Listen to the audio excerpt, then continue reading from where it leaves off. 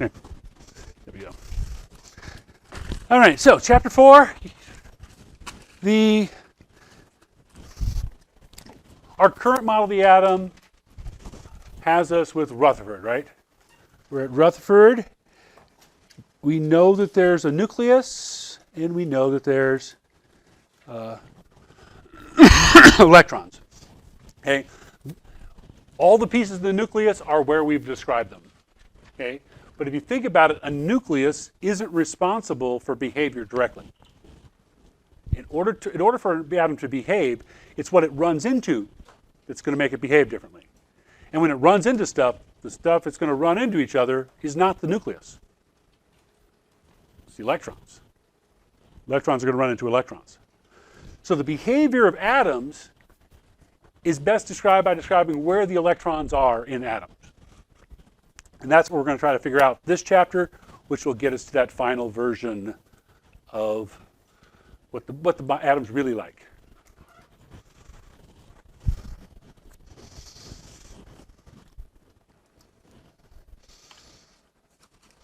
Okay, so this chapter is going to focus on electrons. So Rutherford had discovered the nucleus, right? And he said found small dense positive area, and the electrons were where? Where would you find the electrons according to Rutherford? In the electron cloud. Okay? That's our current model. All Rutherford said was the electrons are outside the nucleus. Now, electron cloud is an idea that's going to go away for a while, and then it'll be back. But when it comes back, we need to remember what electron cloud means is not a cloud of electrons. This has got a whole bunch of electrons. You say, oh, there's a cloud of electrons there. No, no. Electron cloud is where you have a chance of finding the electrons. So hydrogen with just one electron has an electron cloud, where you're going to be able to find that one electron. Helium has an electron cloud that shows where you're going to find the two electrons. Somewhere in that area, there's going to be two electrons. That's the best. That's the best he could do. So,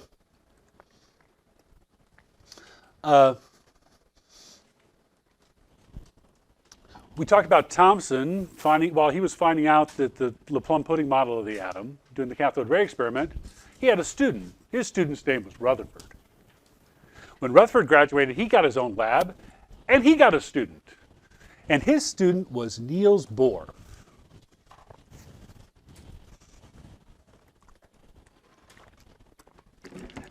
And Niels Bohr was working at the same time Rutherford was working, so finding out that there was a nucleus. And he asked a pretty simple question. And he says, okay, electrons are negative. The nucleus is positive. How do opposite charges affect each other? They attract. Why doesn't the electron fall into the nucleus?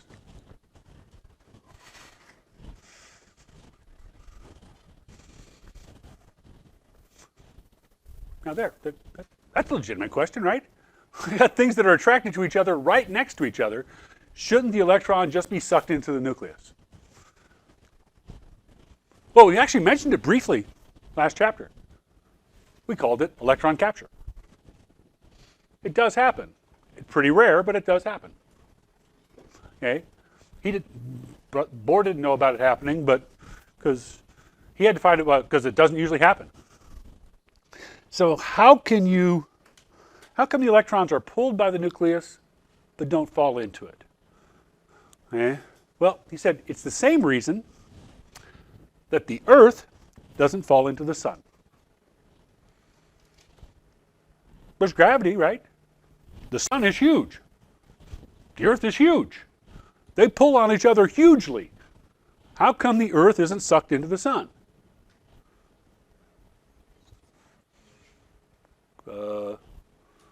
Because it moves around in a circle. Okay? The Earth is continuously falling towards the sun. It just keeps missing. That's what orbiting is. So to give you an idea what orbiting is, what happens when you orbit.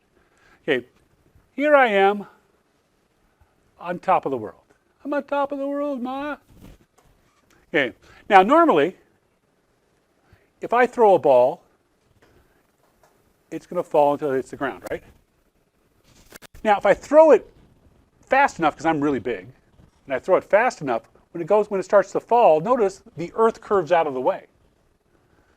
So it can actually go a little bit further than it could if it was straight out. That make sense? Because of the Earth's curvature. You got to throw it pretty fast before that happens. But the Earth's curvature, the Earth is curving out of the way, right?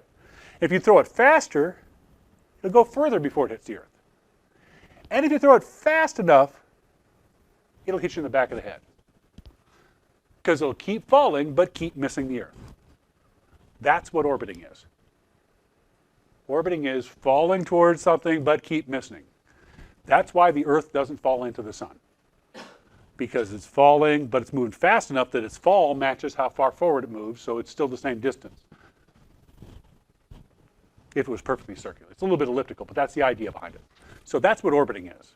And that is what Bohr said was happening with the electrons.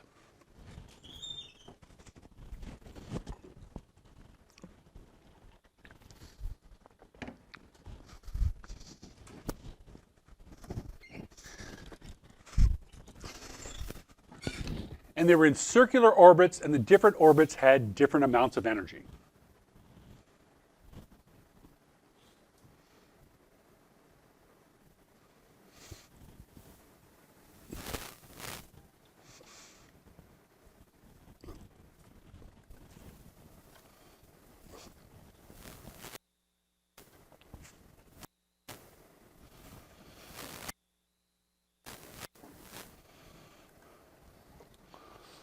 And it's energy that separates one level from the other. So there's levels of, there are things called energy levels where they have different amounts of energy.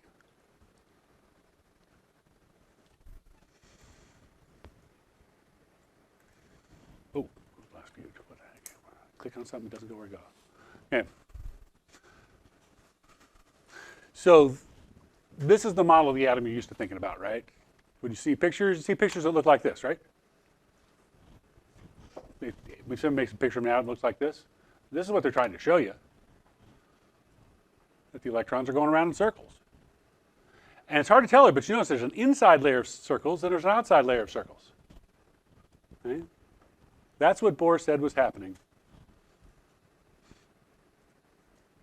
That's what's going on in an atom. Now, it's hard to picture this, right? Okay, it's hard to draw it. It's hard to really see the energy levels unless you really stop and see that the light blue is inside and the dark blue is outside. Okay? So actually, the easiest way to think about it is as a ladder. Because if you just spun a ladder around in a circle, you get orbits at different levels. Right? So this is just like the orbit straight up. That's what a ladder is. Okay? As I go up the ladder, the further I go up the ladder, the more energy I have. If I fall off the first step, it hurts a lot less than I fall off the fifth step. Everybody agree the higher you go on the ladder, the more energy you have. Well, the same is true for electrons. The further away from the nucleus they get, the more energy they have, because they can fall further.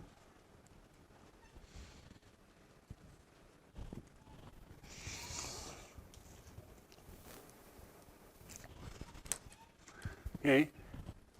How the heck did he know any of this? Okay. Well, I want to show you an experiment that we're going to have to explain later, in which it's the thing that Bohr was trying to explain. Okay. So, it needs to be dark in the room for this to work. Let there be light. No, that's the next topic. Okay, so over here I have some alcohol, okay, and I'm going to put it in each of the 6 dishes up here. Okay. Now, in each of these 6 dishes, I have put a different chemical. The first dish is actually just the alcohol. We're going to use that as our control group. This is what alcohol looks like when it burns. Okay, and then the rest of them have a compound dissolved in them.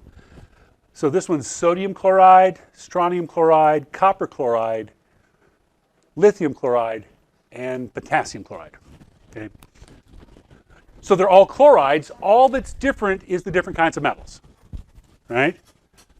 So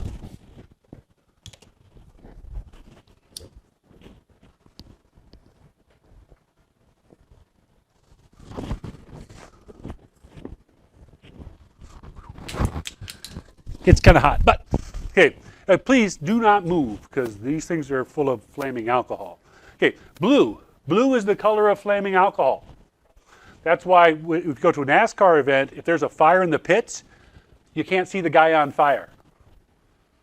He's dancing around like he's on fire and you don't see any flames because what we see as flames is usually this yellow color. And that yellow color is what happens when you heat up sodium. So every time you see a yellow flame, that's sodium. Because if it's copper, it's green.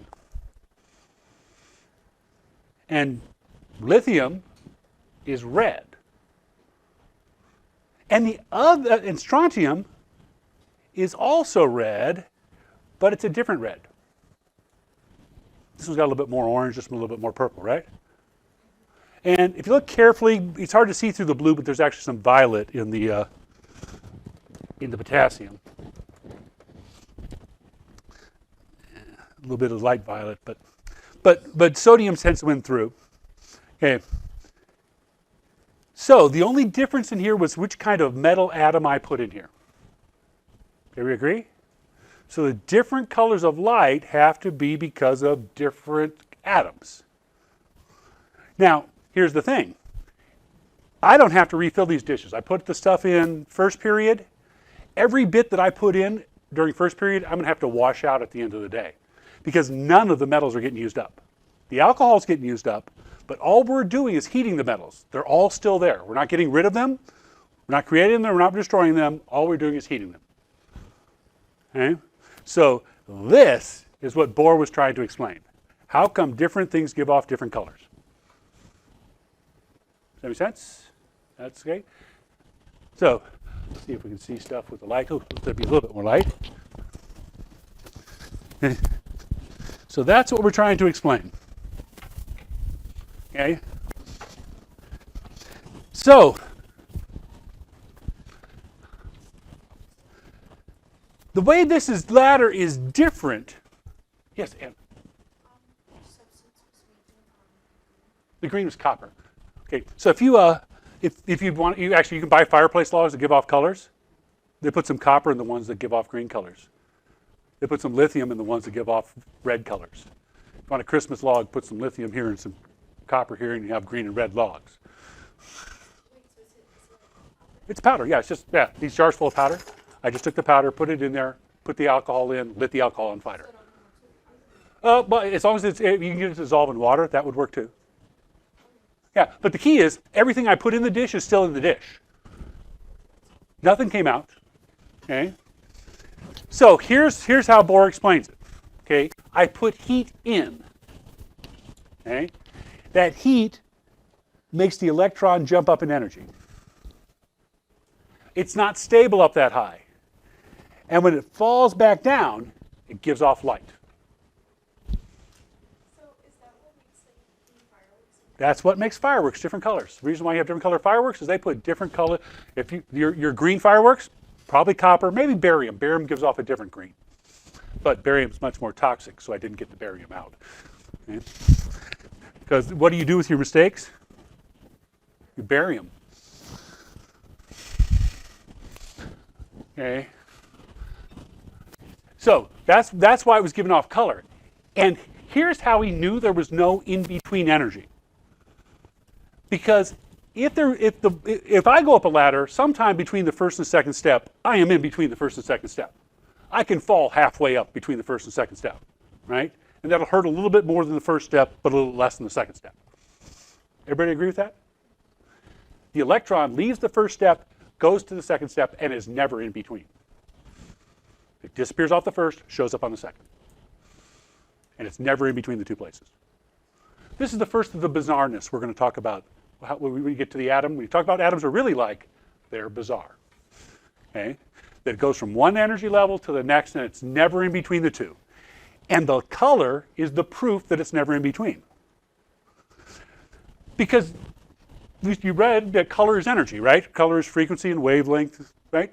So that green color is a certain fall, a certain distance. But what if it got heated up to just short of that?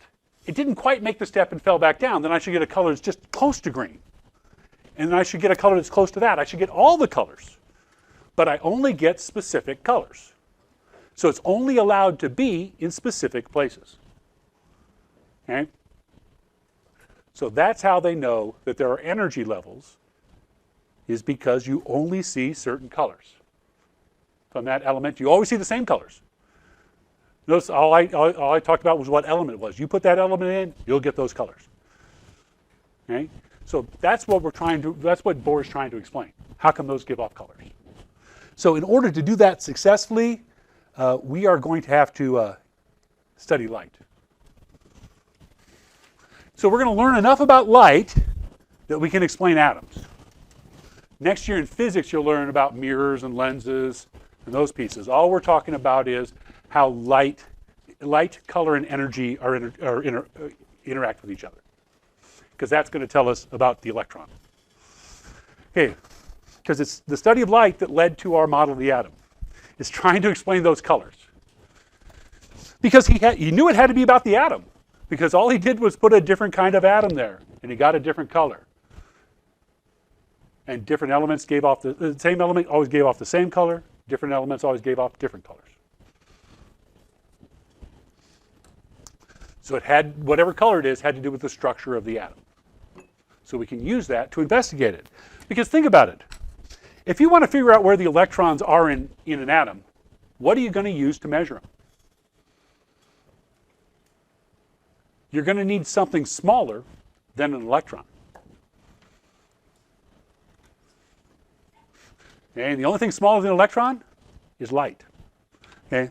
Light is electromagnetic radiation.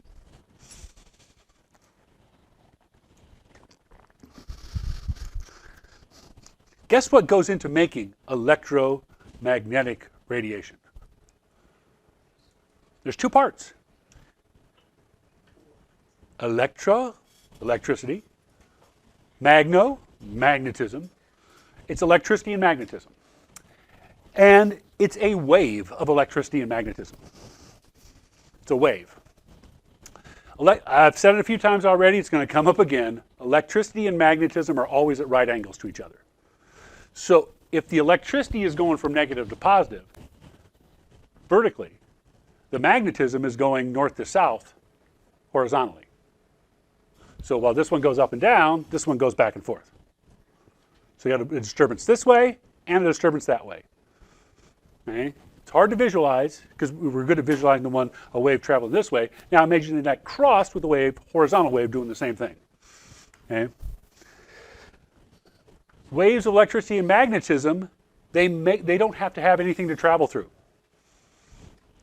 They can travel without a medium. Okay? So they can go through empty space. But when they all travel the same speed. They all travel at 3 times 8 times 10 to 3.00 times 10 to the 8th meters per second. In miles per hour, in miles, that's 186,000 miles per second. To give you a sense of scale, if you could get light to move in a circle, it would go around the Earth 7.5 times every second. So that's fast. But every one of these electromagnetic waves moves at that speed. That speed is so important it gets its own name. It's called the speed of light.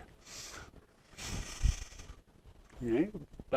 And it gets its own letter, little c. Little c stands for the speed of light. That's what it stood for last chapter when E equals mc squared. It's the same c. The speed of light.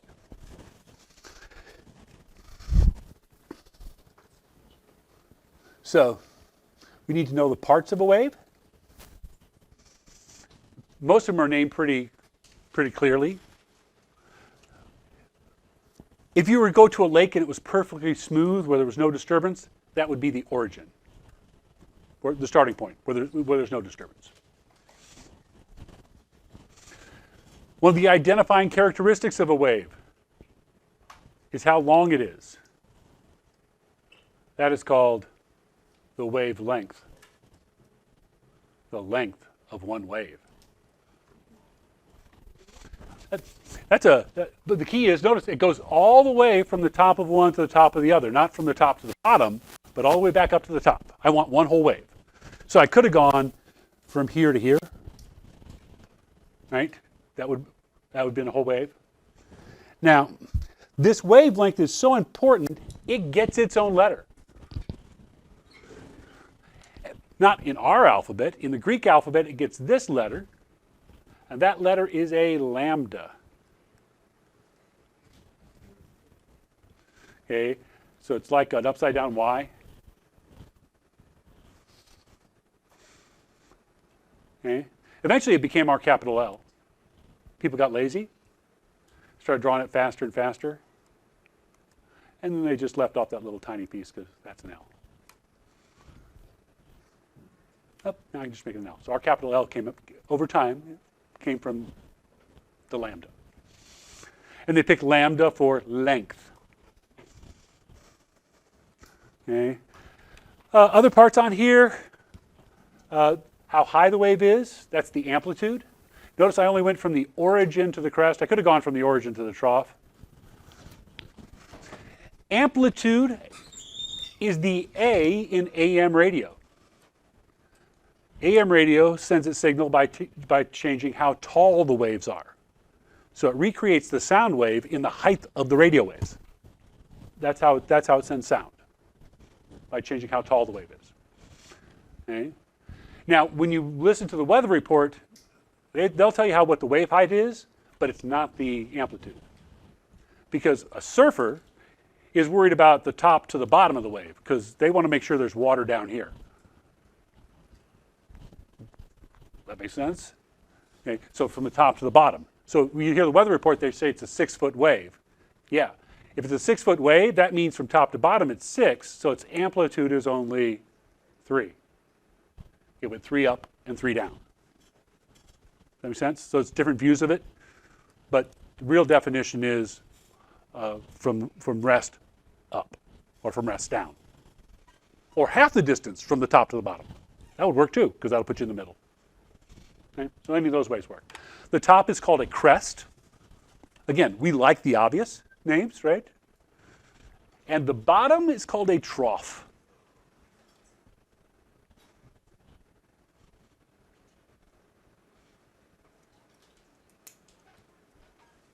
Just because it looks like a horse's trough. It would hold water if you poured it into it. Right? Nothing too complicated there, right? But you just need to be able to talk about those. So, another concept about waves is frequency. And frequency is how frequently a wave goes by. And they want to know, the standard is to do how many waves go by in a given second. And the answer can be anything between a millionth and a million, both bigger and smaller. There's unlimited small ones, there's unlimited big ones. If you think you've got the biggest one, nah, double that. There's one that's bigger. Okay. So how many waves go by a second? The official unit is hertz, and it's capitalized in the abbreviation because it's named after a guy. It's how many waves go by a second. The only place you've probably seen it is if you've ever looked at the instruction, the requirements for plugging stuff into the wall. You ever looked at the little tag? It says that this is 120 volts, 60 hertz. That's because we have alternating current. The electricity that comes out of our wall goes from positive to negative, back to positive, 60 times every second. So it's 60 hertz, so it goes from positive to negative, back to positive 60 times a second, which means that your lights go off 120 times a second. Because 120 times a second, you're right here. Because at 60 hertz, you count once on the way down and once on the way back up. Every hertz is 2 zeros. So our eyes just can't detect things that fast. But if you've ever seen a video of a light, and they get the hertz pieces wrong, the light will flicker on you. Because one frame it'll be on, the next frame it'll be off. Because films are filmed at a different rate than electricity. Okay, so they're not going to match up. Everybody okay with frequency? How frequently it goes by? Now let's give it a little thought experiment. Okay, if I'm standing on a dock, okay, I'm standing here, and I notice that the poles on the dock are 10 meters apart. Okay, and I stand at the dock, and I watch for a minute. And in a minute, I see 4 waves go by. So I stand right here and I count how many waves go by right here. I can figure out how fast the wave is moving. Because each wave, as long as the waves hit those 10-meter spots. So I find the waves are 10 meters apart. They got a wavelength of 10 meters. And if 4 waves go by in a second, or in a minute, then I would have seen 40 feet of wave every second. And if 4 waves go by, that first peak went 10, 20, 30, 40. So that wave is moving at 40 meters per second. So if I multiply how long the wave is by how many waves I see per second, that'll tell me how fast it's going. Okay. Well, first we're going to abbreviate frequency. We go to the Greek alphabet again, and we make this thing. That is the Greek letter nu. When I write it, it's like a V with a tail in front, a little bit curvy in the back. A short check mark. Short, curvy check mark, maybe? I don't. That's how you make your checks. Okay. Eventually it became our N because they just brought the tail down and suddenly you have an N. If you bring it all the way down, it turns into an N. And they picked N because it was the number of waves per second. Right? They picked N because it was a number of waves. But now, we can talk about a mathematical relationship. Here it is. This is the dock example. If I multiply how long the wave is, the wavelength, times how frequently it goes by, the frequency, I took the 10 meters times the 4 waves per minute, multiply those and said 40 waves per minute going by. So if I take how long the wave is times how many go by in a second, I will get the speed. And of course, this is going to be the speed of light. This is a constant. That's 3 times 10 to the 8th meters per second. Are we okay with that? So this is that same dock example, but with different kinds of waves. If I take how long the wave is times how many go by a second, that'll tell me how many waves per second. Now, since this is a constant, it's going to multiply to a constant. If I make my wavelength longer, am I going to see more or fewer waves if I make the wavelength longer? Fewer. I'd see fewer waves go by, right? Okay. If my wavelength was 20 meters and it was moving at 40 meters a minute, I'd only see 2 waves. Right? The longer it is, the less. Okay. Now, if I make the frequency higher, if I make more waves go by per second, are the waves going to be longer or shorter? Shorter. So as one piece goes up, the other piece goes down. So the way we say that is, frequency and wavelength are inversely related. The longer the wavelength, the smaller the frequency.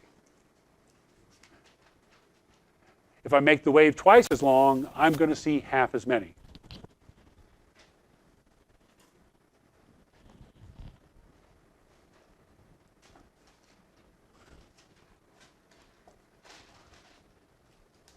That's why they call it inverse. If I make it twice as long, I do the inverse of that, flip it over, 1/2. If I cut my frequency in to 1/4 of what it was before, my wavelength is going to be the inverse of 1/4. Flip it up, you get 4 times as much. One goes up, the other goes down. That's an inverse relationship. An inverse literally means just flip it over. Take the reciprocal. Okay. So if these waves all move the same speed,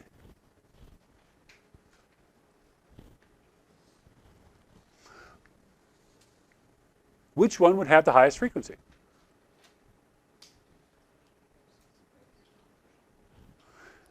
If these all went by at the same rate, on which one, on which one would you see more waves per second?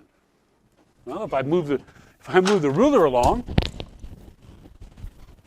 at a constant rate, I'm moving along a lot more waves on the top than I am on the bottom, right? So there's more waves per second. So top is highest frequency.